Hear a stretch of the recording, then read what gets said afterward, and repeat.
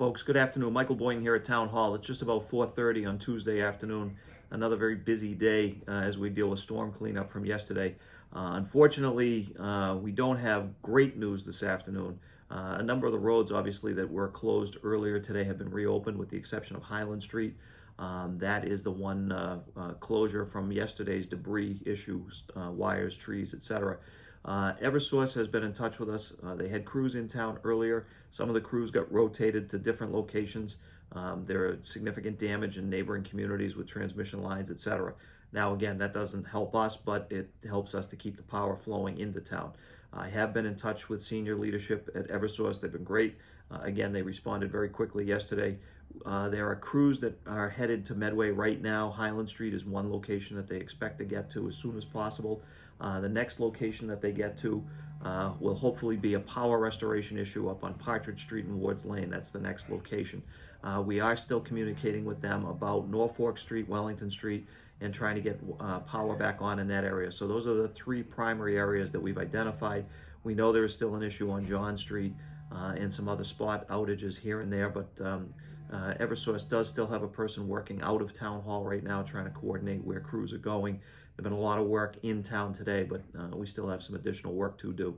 The biggest issue that we're dealing with right now is flooding, and the water coming down tributaries off the Charles River, including Hopping Brook, are now causing problems, as well as the Charles River itself.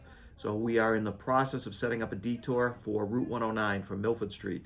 Milford Street's going to be closed. There is a significant flooding issue that's happening between Gray Squirrel and West Street that is beginning to potentially undermine that roadway and the culvert system there. We have to get traffic off of there within the next hour. So DPW crews and police folks, as well as the fire department, are working to get that closure set up.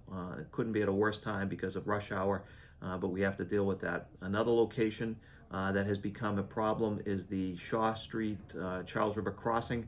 Mass DOT contacted the town of Franklin a short time ago and instructed Franklin to close their Elm Street at the crossing. Obviously, that means our Shaw Street is closed. So we have a message board in place there. Shaw Street is shut down, no through traffic into Franklin.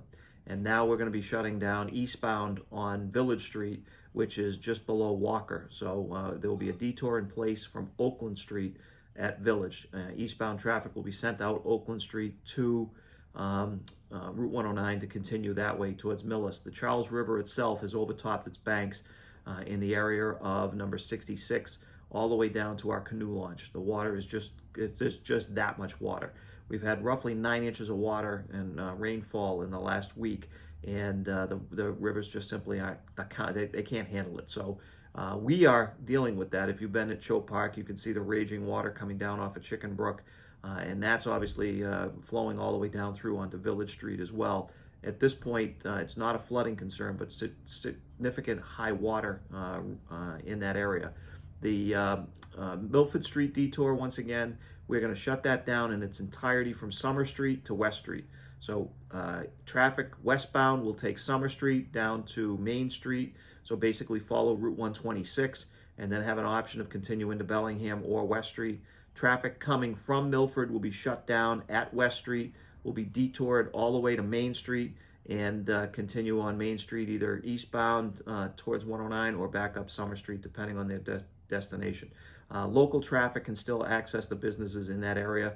Homeowners will still be able to get to their homes, but that immediate culvert area right at Gray Squirrel is becoming a real risk, and we need to shut it down. So that's the highlight for right now. Those are the highlights, and we'll continue to stay with it. Tip of the cap again to our public safety and our public works personnel who are staying on top of this each step of the way. Thank you.